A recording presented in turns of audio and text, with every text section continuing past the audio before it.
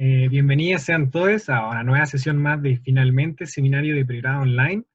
Gracias a todos por venir y en especial a Fernando Figueroa, quien va a ser el charlista de hoy día, ex alumno de la facultad, donde hizo la licenciatura y magíster, y hoy día se encuentra haciendo el doctorado en matemáticas en Princeton, y ya nos va a hablar de permutaciones y polinomios. Así que eso, te dejamos con todo. Muchas gracias por la presentación. Muchas gracias a todos por venir y bueno, a quienes lo vean en el futuro porque está siendo grabado.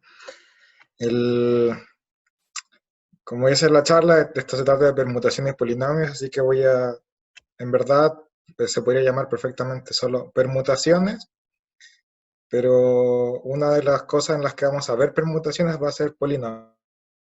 Eh, Creo que, o sea, mi idea es mostrar un problema simpático que una vez vi como creo que era la primera charla de un curso del IMPA, dado por esta persona, el autor de este libro, Etienne Guise, que se trata de un problema con polinomios que es elemental, pero descubierto por ahí por el 2009, siendo que se pudo haber formulado en cualquier momento de la historia probablemente.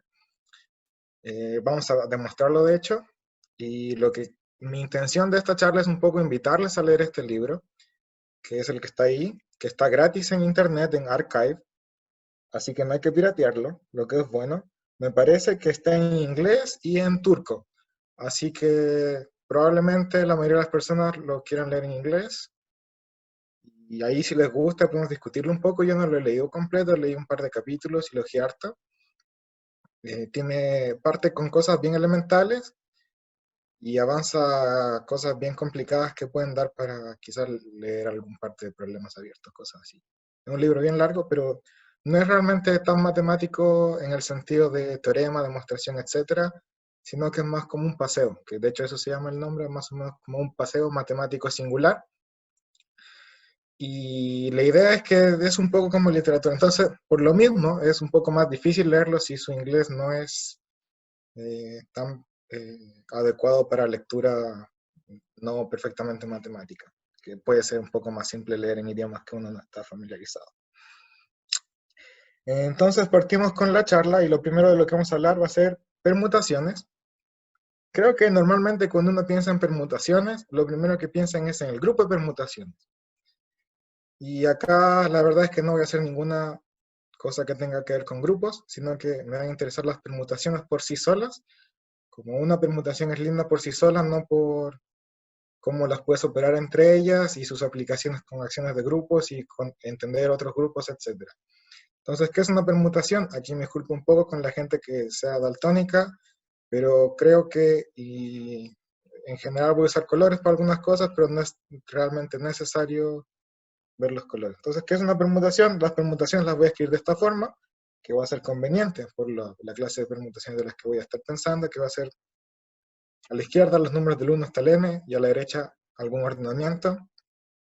Y eso significará simplemente pensar en que tengo dos columnas, una que es como la columna ordenada a la izquierda, donde esos colores tienen un orden lógico, 1, 2, 3, 4, 5, y a la derecha tengo los colores, este sería como el 4, y tengo 4, y etcétera. Eso es una permutación. Muy bien. Vamos a ver muchas formas de ver, leer, jugar con las permutaciones, así que este es el punto de partida. Ahora, ¿qué son polinomios? Bueno, hay muchos polinomios, pero los que nos van a interesar a nosotros en la primera parte son polinomios de una variable, aunque aquí tengo dos, lo que significa es que voy a tomar y igual a un polinomio en x, o sea, sumas y productos de cosas con x. Por ejemplo, acá en la imagen tengo tres polinomios. Los que me van a interesar son solo polinomios que pasan por el origen, por el 0, 0. O sea, polinomios que no tienen un coeficiente constante. Como ahí están tres ejemplos, x cuadrado, menos x cuadrado y x. Y ahora, ¿qué tienen que ver estas permutaciones con estos polinomios? Bueno, aquí en este dibujo de estos polinomios aparece de cierta forma natural una permutación, que es, si se fijan a la izquierda del 0, aquí tienen azul, rojo y verde, muy bien, y a la derecha tienen rojo, verde y azul. Entonces ahí hay una permutación que está ocurriendo, que es la permutación que se escribe como 1, 2, 3, 2, 3, 1.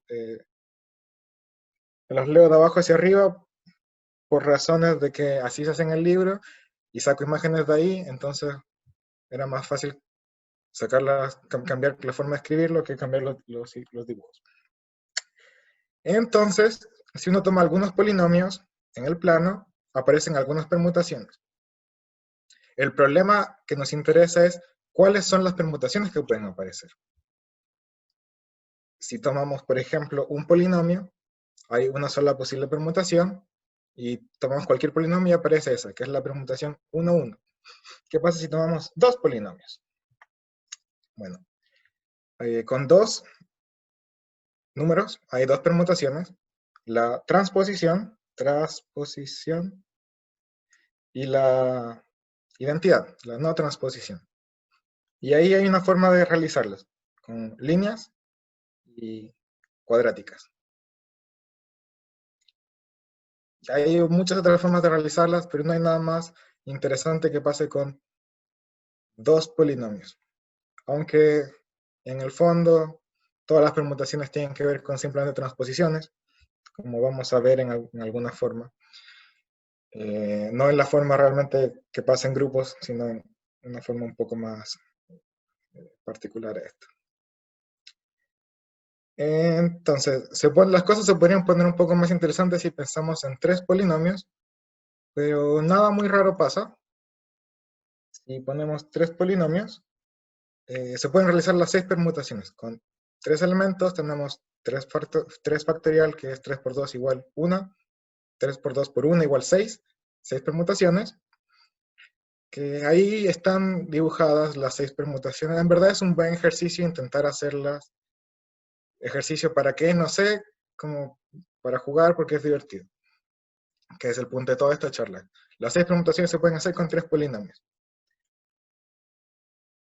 Pero las cosas empiezan a ser un poco distintas cuando uno empieza a ver con más polinomios, con 4, 5, etc. Primero intentar construirlas sería bastante más latoso porque la cantidad de permutaciones que aparecen son muchas, como n factorial es un número que crece bien rápido. Y segundo es que en verdad ya no se van a poder hacer todas, así que vamos a necesitar algunas herramientas para poder estudiar estas cosas. Y estas herramientas van a ser muy ad hoc a la situación de polinomios. Entonces, lo primero va a ser las evaluaciones de un polinomio. Entonces, acá lo que yo voy a llamar como evaluación de un polinomio es, bueno, nosotros tenemos un polinomio en x de una variable, que es de la forma una constante, que aquí siempre va a ser 0, pero no importa. Más a1x1, más a2x2, más etcétera. Y esto termina en algún punto, pero en verdad no nos va a importar. Para quienes les interese un poco más, estas cosas funcionan perfectamente bien con curvas analíticas, que sería tomar infinitos polinomios.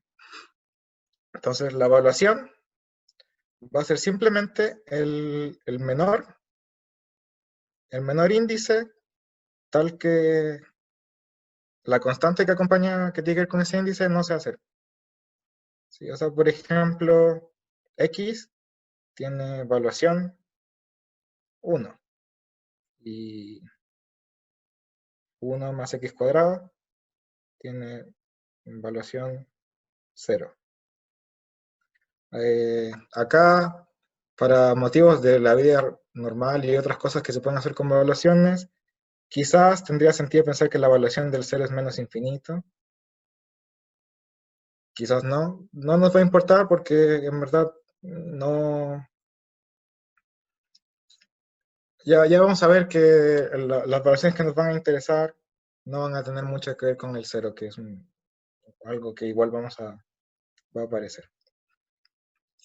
Ya, entonces, algo importante que aparece es, cuando las evaluaciones son enteros, te da un entero positivo, quizás digamos menos infinito, así que una diferenciación que uno podría pensar sería quizás la paridad, porque de alguna forma los polinomios, pares o impares, tienen algo distinto.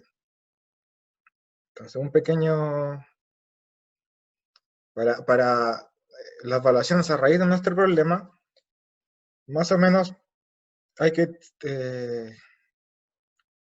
algo que pueden demostrar quizás después del curso de cálculo 1, quizás incluso con el curso de introducción al cálculo, pero puede ser un poco más latoso entenderlo bien, es que cuando uno tiene un polinomio y tiene x muy chiquitito,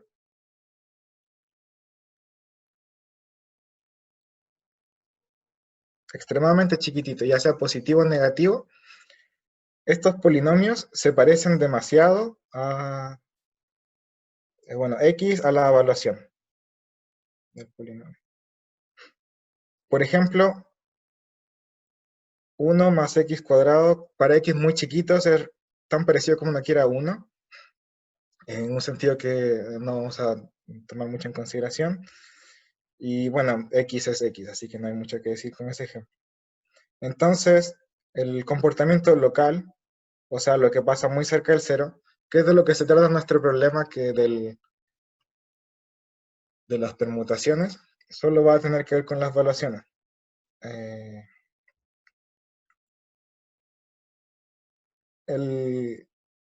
Vamos a esto dividirlo en dos lemas que uno puede usar como cajas negras sin entender realmente qué es lo que está pasando con las evaluaciones, que es ¿qué pasa si tenemos un polinomio cuya evaluación es par?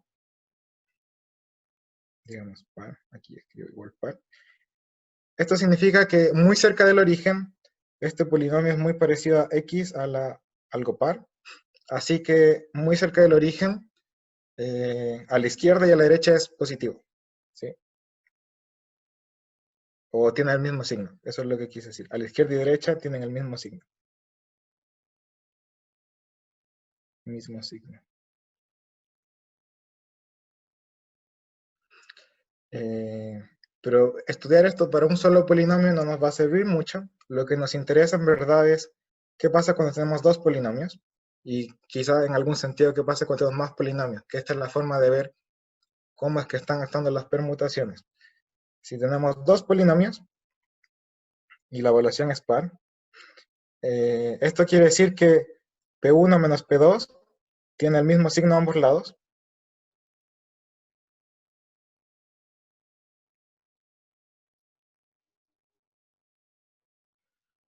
¿Sí? Y eso lo que significa es que cuando uno ve lo que está pasando entre estos dos polinomios 1 y 2,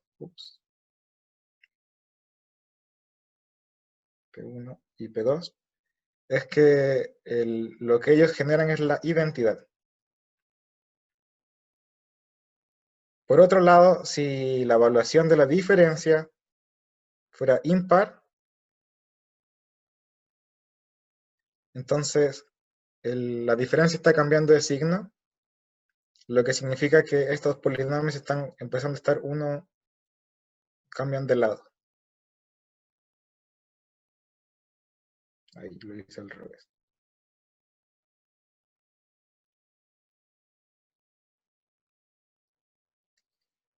Así que esto, si uno empieza a jugar y uno pone 10 polinomios, uno podría verlos cada pareja, empezar a hacer estos calculitos y así ver cuál es la permutación que tienen que hacer. Vamos a hacer eso de alguna forma en algunos ejemplos. Lo otro que puede pasar es qué pasa con el valor absoluto de los polinomios. ¿Y cómo tiene que ver esto con la evaluación?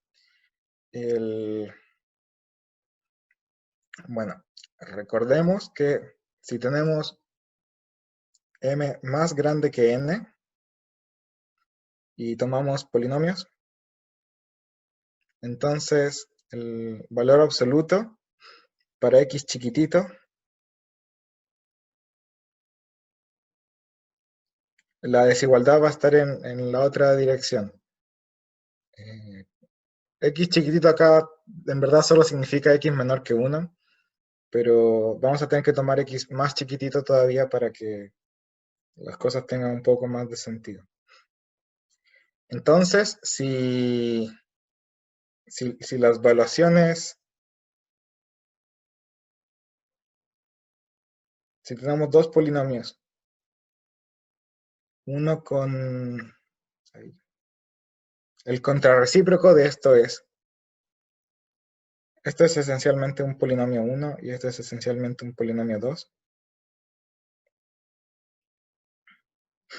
El contrarrecíproco de esto es que si tenemos que el valor absoluto de un polinomio es mayor o igual que el valor absoluto de otro polinomio, entonces las evaluaciones están en la otra dirección.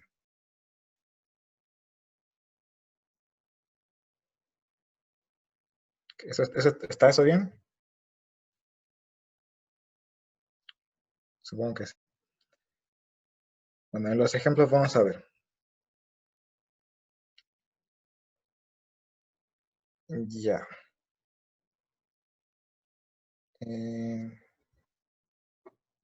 Entonces, entonces lo que tenemos son dos cosas que una desigualdad en valor absoluto nos da una desigualdad para las evaluaciones y la forma en la que estas curvas cambian o siguen igual nos dice la paridad de las evaluaciones, de la diferencia. Ya, entonces volvamos a una cosa. Acá algo que no mencioné, pero que puede ser un poco interesante, es notar que en todos estos ejemplos, quizás hay uno que no, pero en casi todos aparece el cero como un ejemplo, como alguna de las curvas. Eso no tiene ninguna razón especial de ser, perfectamente pudo no haber aparecido ninguna, pero a la hora de crear ejemplos y demostrar algunas cosas, tiene mucho sentido normalizar, que en este sentido sería simplemente restar todos por algún valor, y eso no cambiará el orden, para que alguna de las curvas sea cero. Y así calcular las evaluaciones de las diferencias en verdad va a ser solo calcular las evaluaciones, porque si le restamos cero a algo, es la misma cosa. Entonces, ¿cuál es el resultado acá para cuatro polinomios? La proposición, que esta es de Kontsevich, es una observación de Kontsevich en el 2009. La historia es un poco simpática, parece que este matemático está en algún coloquio, seminario, está un poco aburrido, así que empezó a escribir algunas de estas cosas en un boleto de metro, una cosa así, y le contó a su compañero que estaba al lado, su amigo, profesor, etcétera. Como mira, esto es interesante que descubrí muy elemental porque la demostración no requiere teoremas raros, pero que parece ser algo no muy conocido. Entonces la proposición es que para cuatro polinomios, estas dos permutaciones no se pueden realizar como polinomios. O sea, si yo tomo cuatro polinomios, cualquiera, que pasan por el origen, veo a la izquierda cómo es el orden, a la derecha cómo es el orden, nunca van a poder estar hechos de esta forma. Y eso no tiene ninguna razón de ser, a priori, para tres polinomios, ninguna de estas restricciones pasaba. Para más polinomios van a haber más restricciones todavía. Y algo que en cierta forma va a ser demostrado durante la charla, pero no le vamos a dar ningún peso, es que todas las otras permutaciones sí se pueden hacer con cuatro polinomios. Las permutaciones de cuatro elementos son 4 factorial, que es 24. Nos quedan 22 permutaciones que habría que ver que se pueden realizar. Y eso, hacerlo así a mano, sería como una lata, pero hay métodos eficientes, supongo, y hay métodos de ver que existe una demostración. O sea, de que existe hay una demostración de que existen las otras 22. Oye, Ya, Ceci, tengo una duda. por favor. No sé si se sabe por qué, o sea, por qué uno esperaría que esas no se pueden. O si para casos más grandes, como dijiste, uno se tiene intuición de que yo espero que estas no se puedan.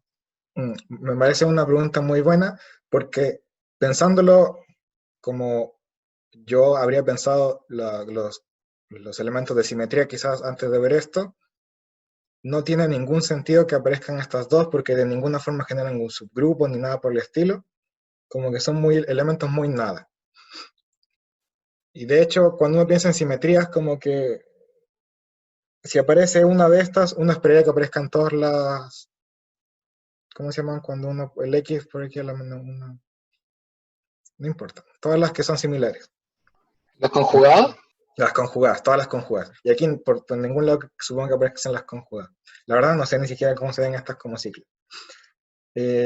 Hay una razón, o sea, estos polinomios tienen un nombre. Antes de que apareciera este problema de Kontsevich, estos polinomios ya se habían estudiado. Y de hecho parte de las demostraciones que vamos a hacer tienen que ver con entender que son las mismas cosas. Polinomios de este estilo, o sea, permutaciones de este estilo en las que no aparecen estas cosas, se llaman separables. Que no tiene nada que ver con los polinomios separables, lo que es muy interesante, que aparezcan polinomios y permutaciones separables, y polinomios separables y permutaciones separables no tienen nada que ver, a priori no tienen nada que ver en los nombres, y no encontré ninguna similitud, ni gente que se preguntara si había similitudes. Pero no hay ninguna razón de ser a priori. La demostración tiene que ver con órdenes parciales. Entonces, quizás, si uno entiende bien órdenes parciales de alguna forma, podrías entenderlo, pero no como teoría de grupo simetría. ¿Eso responde a la pregunta de alguna forma? Creo que puede generar más preguntas. Está bien. Bueno, vamos a ver la demostración y quizá ahí te quieres hacer más preguntas o menos. Por favor, más. Entonces vamos a demostrarlo y en general la única forma que uno tiene de demostrar cosas es contradicción o ser un poco más ingenioso. Pero contradicción. Entonces lo que hacemos es, supongamos que si hay, voy a partir haciéndolo solo con una de estas dos, la otra se las dejo de ejercicio para la casa, la demostración es la misma, o vengan con un argumento de por qué la primera resuelve la segunda, o lo hablamos al final si quieren. No es muy complicado pasar de una a la otra, pero puede ser un poco truquero porque estas cosas no son rápidas de entender. Pero una vez que las entendamos bien, son elementales y bastante agradables de trabajar. Sí, pones un espejito en vertical. Quizás en horizontal sirve también, pero con un espejo sirve. Excelente. Entonces, supongamos que tenemos polinomios que son así. ¿Y qué es lo que vamos a hacer? Vamos a decir, pucha, en verdad, si tenemos polinomios 1, 2, 3, 4, como que están feos, así que a todos les restamos Q1 para que aparezca algún cero, porque los ceros son buenos. Y entonces pasamos de estar así, como estábamos antes, a que el 1 sea un 0. Y eso es bacán, porque aquí empiezan a pasar cosas de cambios de signo, que nos hablan de lo que pasa con las evaluaciones. Entonces 2, 3, 4, podemos ver cómo cambian los signos. Entonces, la evaluación de P3 tiene que ser impar. No, tiene que ser par. Tiene que ser par.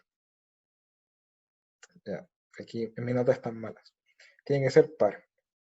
Porque cambió de signo. Porque no cambió de signo. No cambió de signo.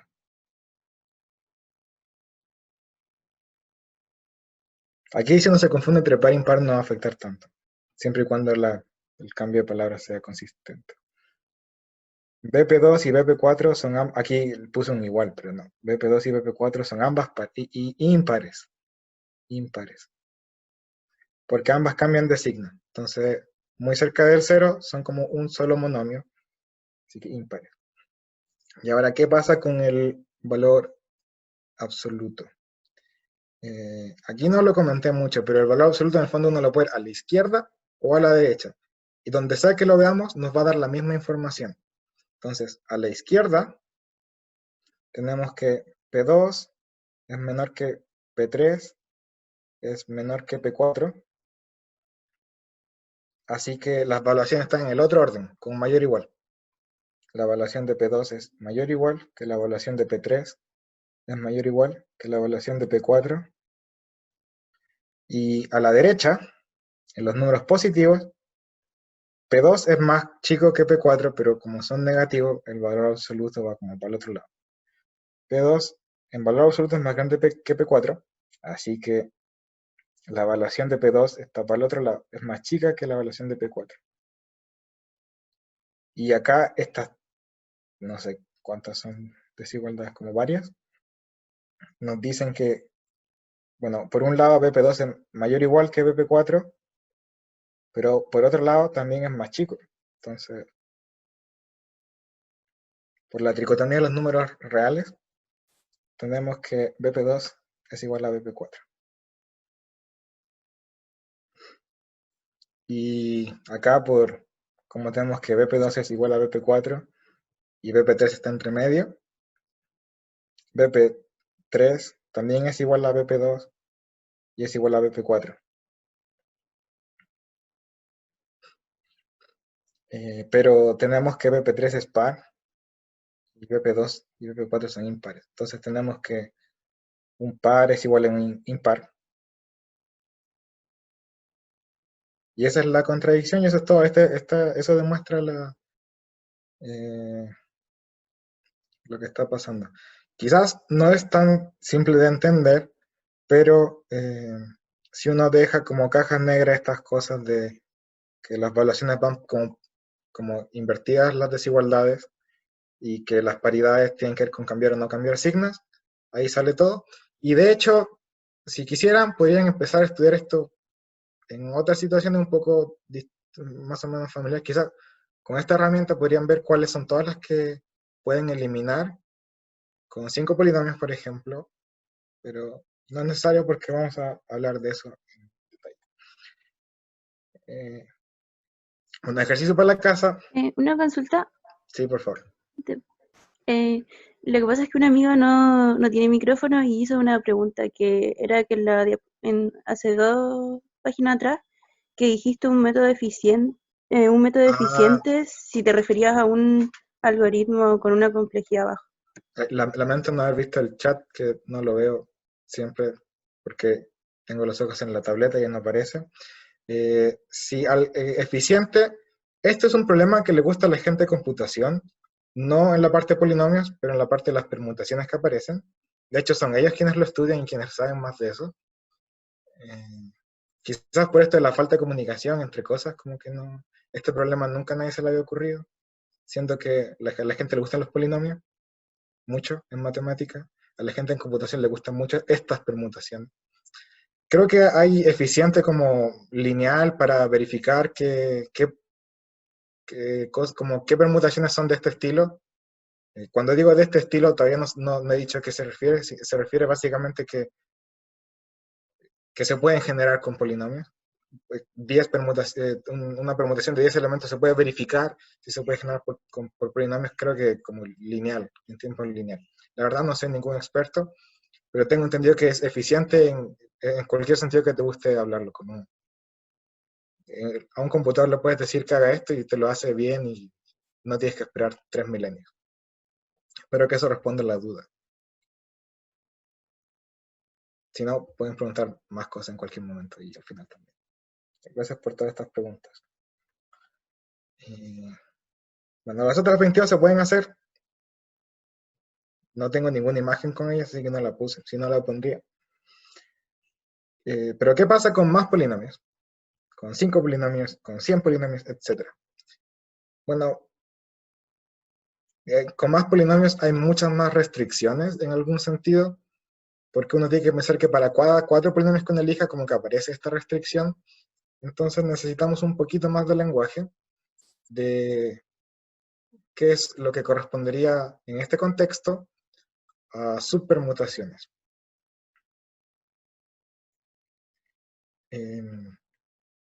Si no entienden esta definición, no importa, vamos a hacerla con ejemplos.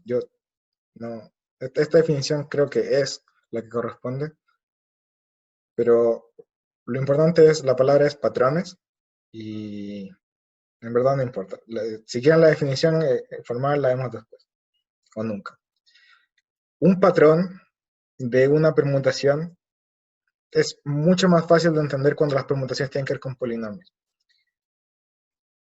Y es simplemente uno escoge un subconjunto de estos polinomios y ves cuál es la permutación que te da.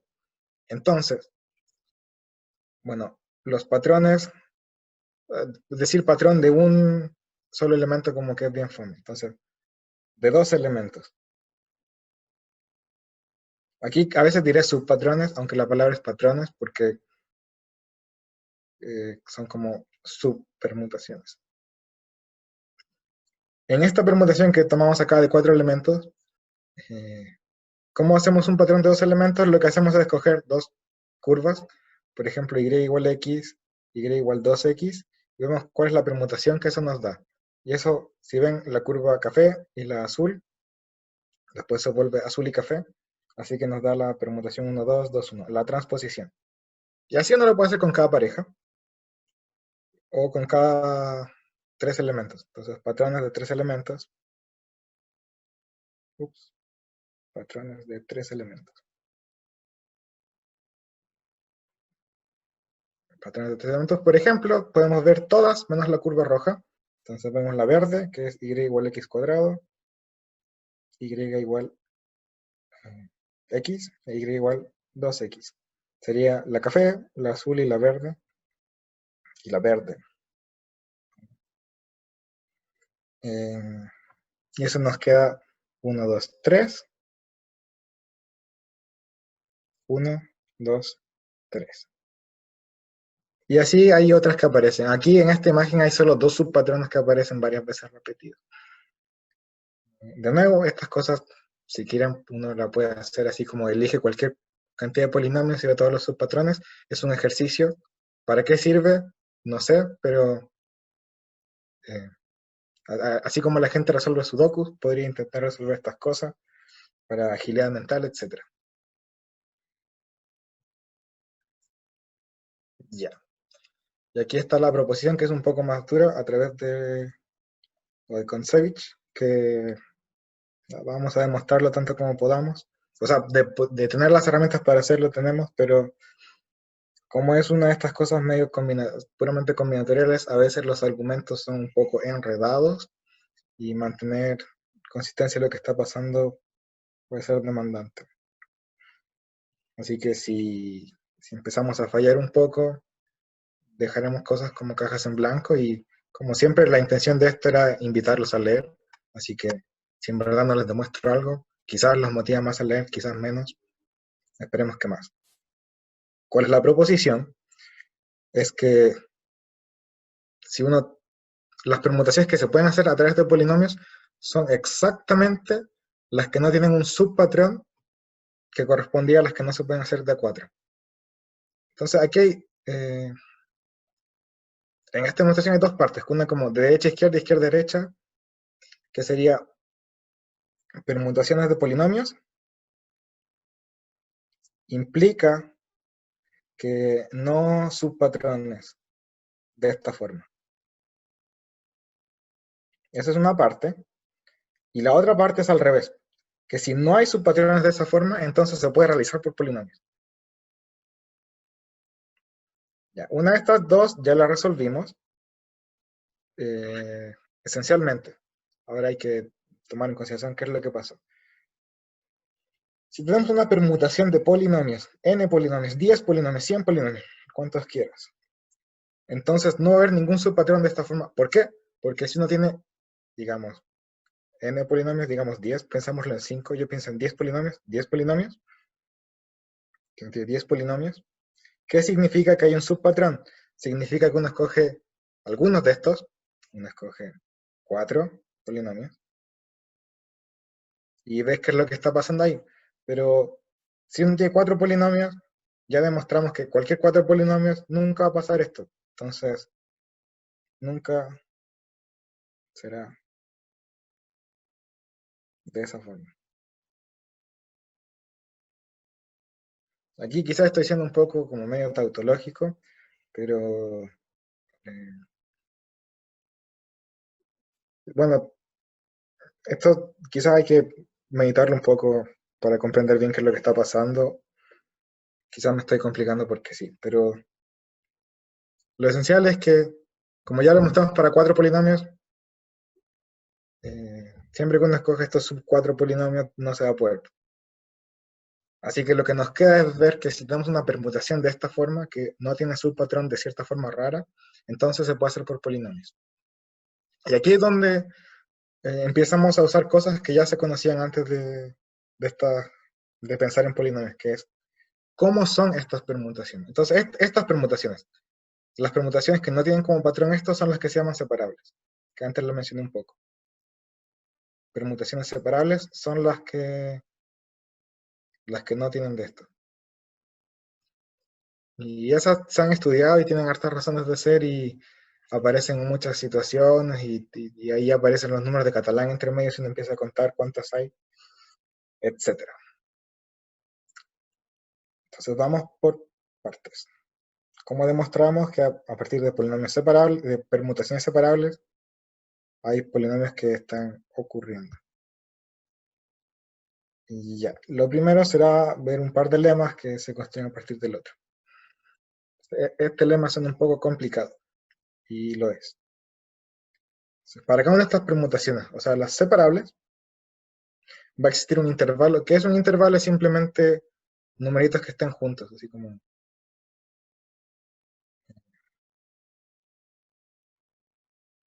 Por ejemplo, 1, 2, 3, acá es un intervalo. Eso es un intervalo. Y por ejemplo, si acá aparece 2, 3, 4, eso también es un intervalo. Que sean numeritos que estén juntos, entre medio no hay nada. Pucha, si aquí aparece 1 y 8, esto igual es como un intervalo. Lo importante es que entre medio de estos puntitos no haya nada. Aquí, entre medio, no hay nada. Vamos a una imagen. A ver, por ejemplo, acá, no vean, no hay que ver tanto el polinomio, sino como el diagrama que está acá.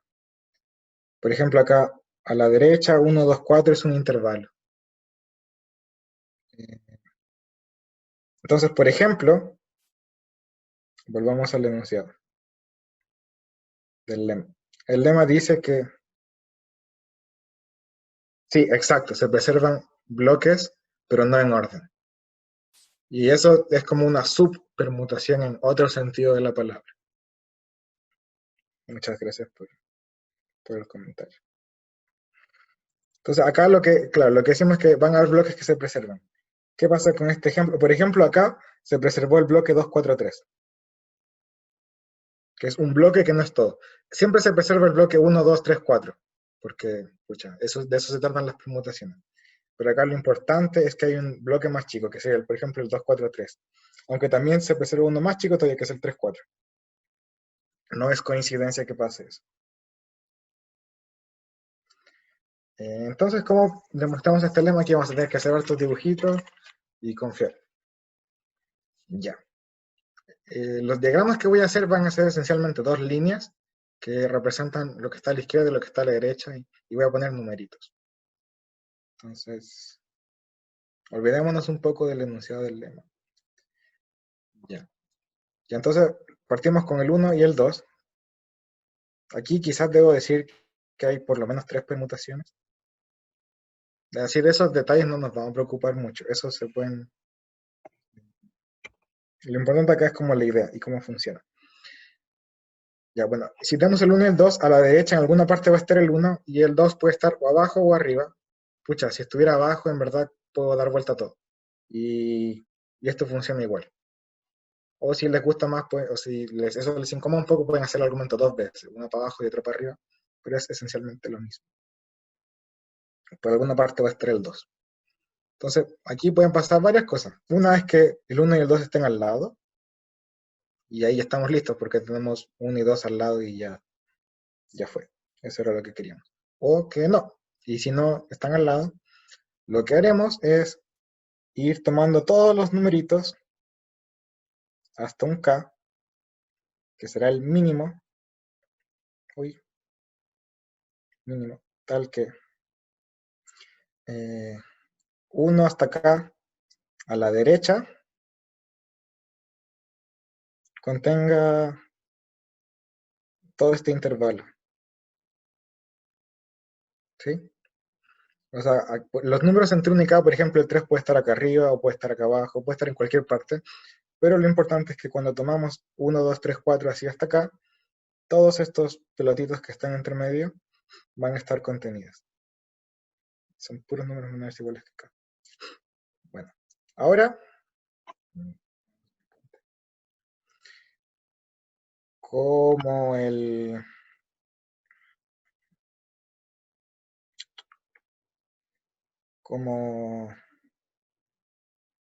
como k es el menor valor tal que eso pasa, la k tiene que estar aquí entre medio, porque si estuviera afuera, tomamos k menos 1 y no cambia nada,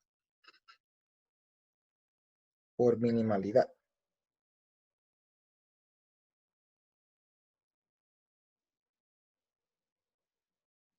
Ya, muy bien. Ahora, ¿qué pasa si tenemos un...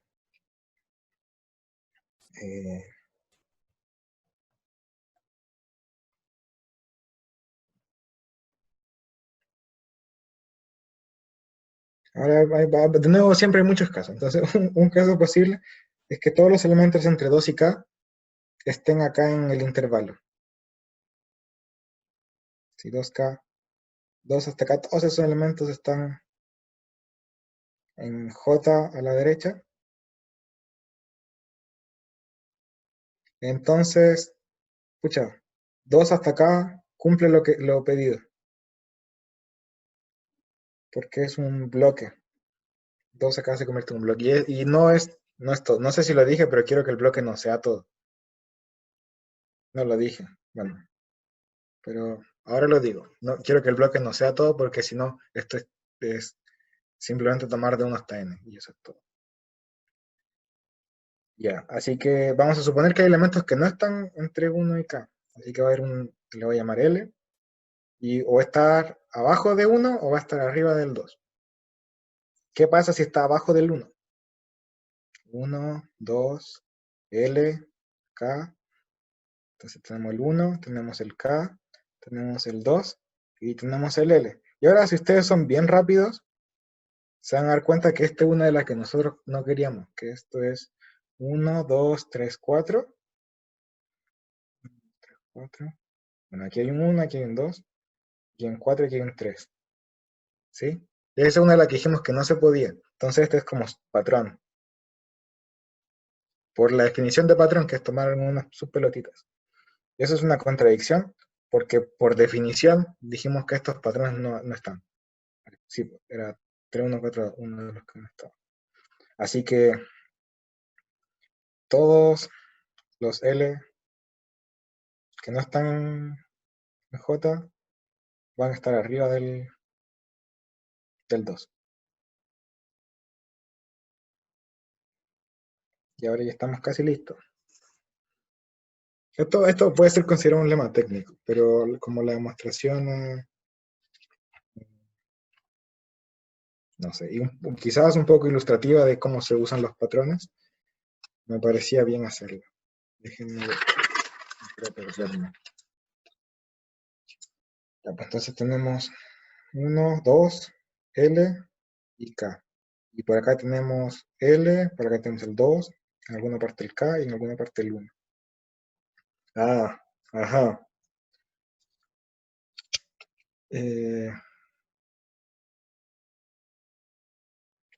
Ahora, ¿qué pasa si, pucha, si el 2K es todo un bloque, quizás más para arriba?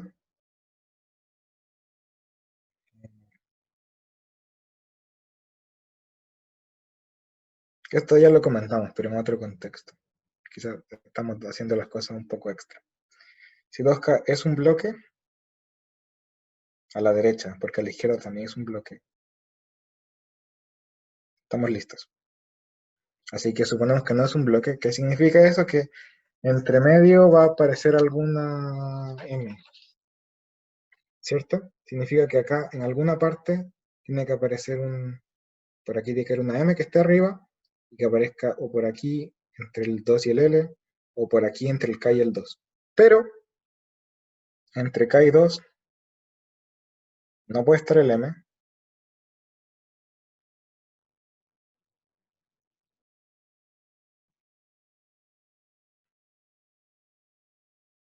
Porque, porque lo que dijimos era que de 1 hasta acá tenían que contener todo este bloque entre 2 y 1, en particular entre K y 2.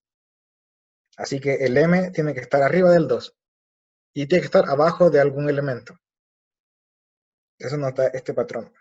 Voy a poner el 1 porque creo que quizás lo usamos, pero me parece que no. 2L, K, 1, K, 2, L y por aquí el M. Y ahora, de nuevo, si son personas bastante rápidas, creo que se dan cuenta de cuál es esta. Yo no, así que lo dibujamos nomás. Esto es 1, 2, 3, 4. Aquí el 2 es un 1, así que aquí aparece un 1. La K es 3, así que aquí aparece un 3. M es 4, aquí aparece un 4 y L es 2, así que aparece un 2. Esa es la permutación. De nuevo, es una de las que dijimos que no estaba permitida. Quizás la misma que dijimos que no estaba permitida. Exacto. Esto pasa porque hicimos esta elección de que las cosas van para arriba. Si hacen como la elección de que las cosas van para abajo, me parece que debería pasar la otra, pues esto de la simetría o antisimetría. Así que, ¿qué significa esto? Llegamos a una contradicción. Y no hay más casos. Lo que hicimos fue descartar casos como que habían casos que eran buenos y favorables, y habían casos que no eran favorables, y al final llegamos a una contradicción. Entonces, si retoman todas las ideas, esto dice que el lema está correcto. Así que estamos con el lema listo. Así que hay un bloque que se convierte en otro bloque, quizá en otro orden, pero que no es todo. Eso es importante. Ahora esto no parece ser nada ilustrativo, pero vamos a ver otra técnica, que es el siguiente lema, que es mejorar este lema. Entonces, para cada una de estas permutaciones, bueno, el lema va a ser que en verdad este intervalo, este bloque, podría ser de solo 2 elementos. ¿Qué es lo que pasó en el ejemplo? Vamos al ejemplo. Si se fijan, en el ejemplo pasó eso con el 3 y el 4. Y no era coincidencia, siempre tiene que pasar eso. Escucha, como estoy rayando tanto no se nota. Entre el 3 y el 4. Ahí no cambiaron de orden, pero podrían cambiar de orden, eso no nos importa mucho.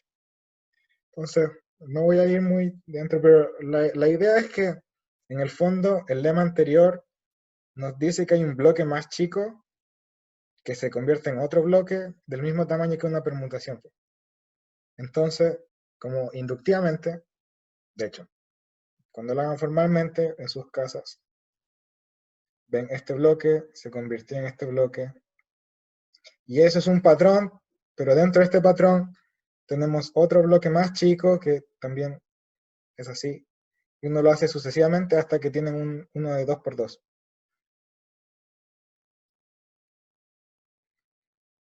Entonces, inductivamente uno puede ir achecando el tamaño del bloque en el que pasa esto, que un bloque se convierte en un bloque. Y este lema a mí me parece bastante más interesante, que siempre hay dos que están pegados y a la derecha también están pegados. Me parece una... Creo que esto está bastante cercano a ser una caracterización de las permutaciones separables, pero no encontré referencias. Y con esto es que vamos a resolver el problema, de que hay polinomios. Así que hacemos lo siguiente. Tenemos nuestra permutación y hay dos juntitos que van a dos puntitos. Bueno, aquí pueden como achicar la lupa con la que ven y pensar que esto es una sola cosa. Y ahí tienen una permutación de n-1 elementos que no puede contener un subpatrón que no tiene los patrones malos.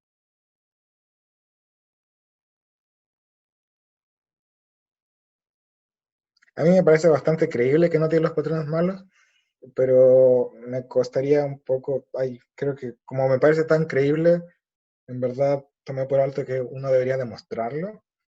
Así que, de nuevo, esas cosas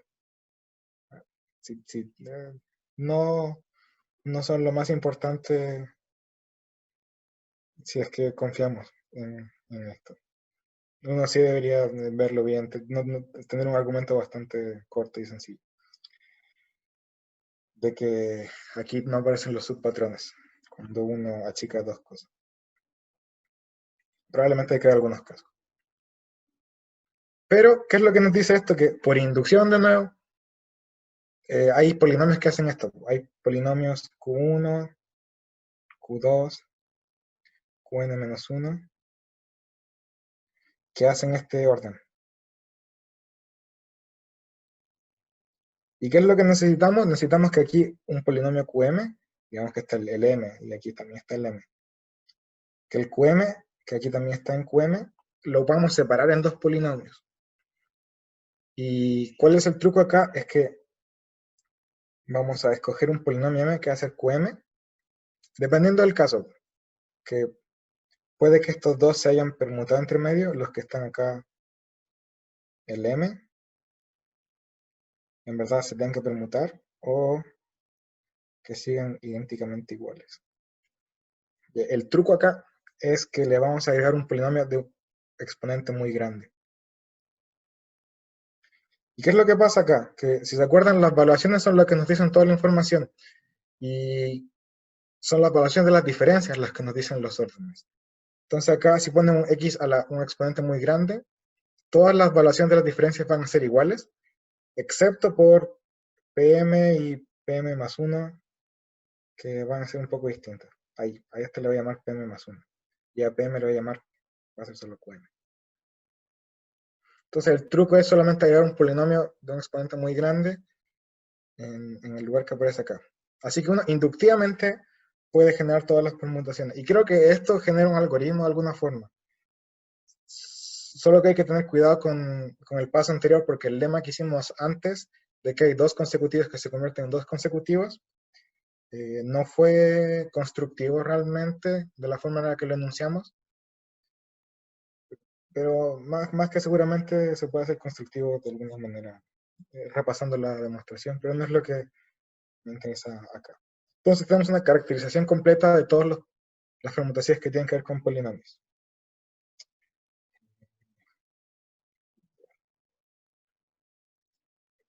Bueno, eso es lo primero, eso es como el primer capítulo quizás del libro, pero y algunas cosas de varias partes del libro, creo. Algo que creo que no discuten ahí, y me parece interesante, es qué pasa cuando acotamos el grado de los polinomios. Algo que mencioné de pasada ahí es que, ¿qué pasa si en vez de polinomios escogemos algo más grande, que son las curvas analíticas? La respuesta es la misma, hay que tener un poco más de cuidado. De hecho, la respuesta es la misma, creo. No se aseguran. Me parece que en el libro lo comentan, no estoy tan seguro. Si uno no escoge solo curvas que tienen que ver con un polinomio, sino curvas algebraicas, planas, como las que ven en su curso de geometría algebraica, esto funciona. Exactamente igual puede ser, con más cuidado.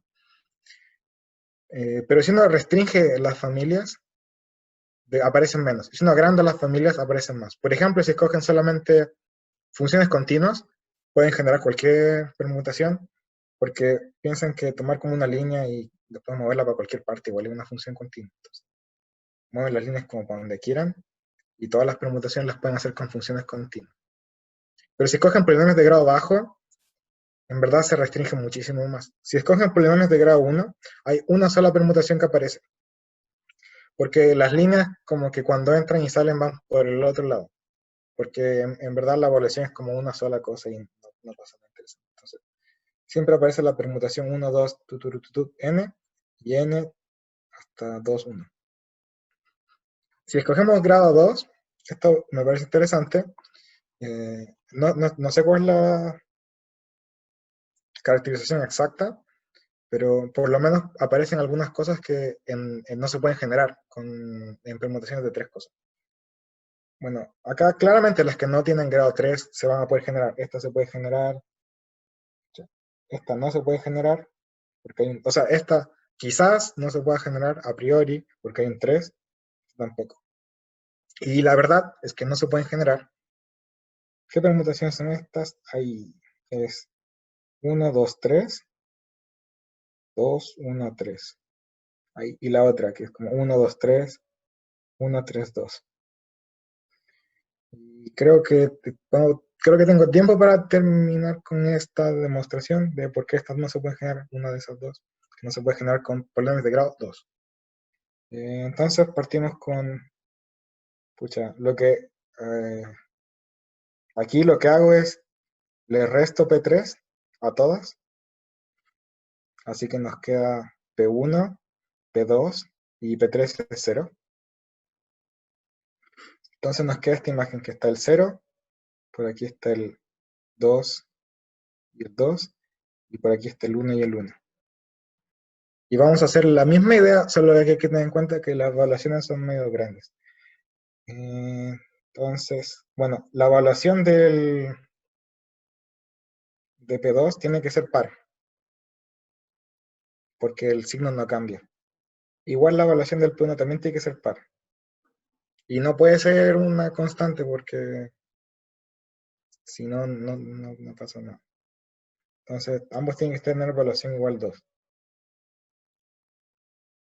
Porque acotamos que los polinomios son máximo grado 2. ¿Qué nos dice esto? Nos dice que P2 tiene que ser algo por x al cuadrado y P1 tiene que ser algo por x al cuadrado. Pero cuando tienes dos cosas de este estilo, bueno, negativas, porque ambas van para abajo.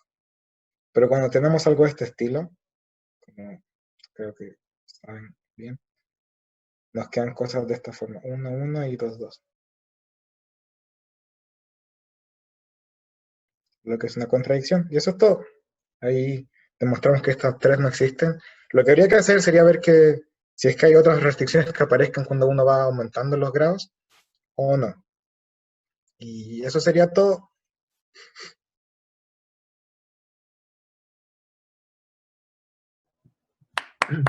Un aplauso en el chat para Fefi, por favor. Pongan Gracias. sus claps en el chat. Ahora toda la gente que quiera preguntar, que pregunte nomás por voz o chat, iré leyendo las preguntas. Yo quiero preguntar, ¿hay alguna manera, o el libro comenta, o tú sabes, o se te ocurre, o etcétera, de darle sentido a esta pregunta en otros contextos, por ejemplo, con más variables, o con trabajando sobre los complejos, o en estos cuerpos malos de característica positiva, o cualquier cosa de ese estilo?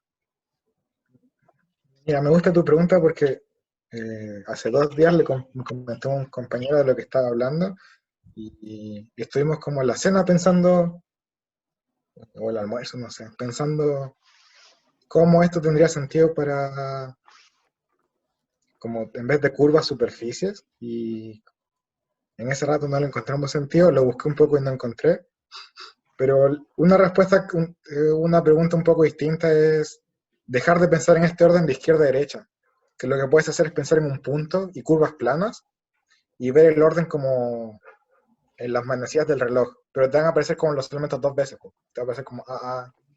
Y ese problema es un poco distinto, la respuesta es esencialmente la misma, así que no queda tan claro que el problema sea realmente distinto. No sé cómo darle sentido, pero de lo que se trata más el libro, creo, es de relacionar esto con problemas más avanzados. Así que por ahí quizás hay una forma de hacerlo. Yo no he leído todo el libro, he leído bien poco el libro, así que en verdad no tengo sentido. Quizás ahí sí está todo esto. Pero aparentemente el salto más normal es como relacionar esto con otras cosas y no pensar en curvas más raras. Aparentemente.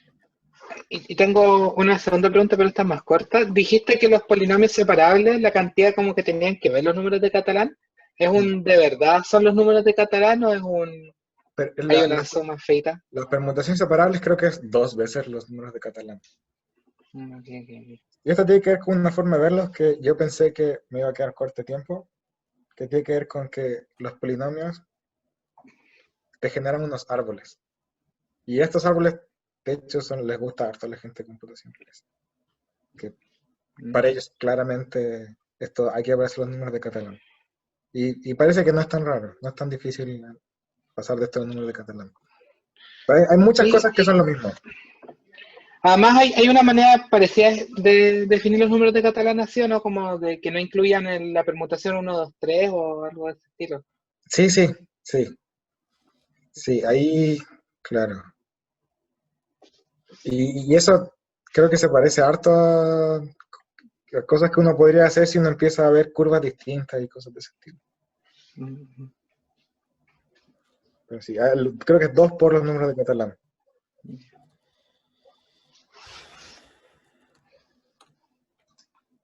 ¿Alguna otra pregunta? ¿Alguien?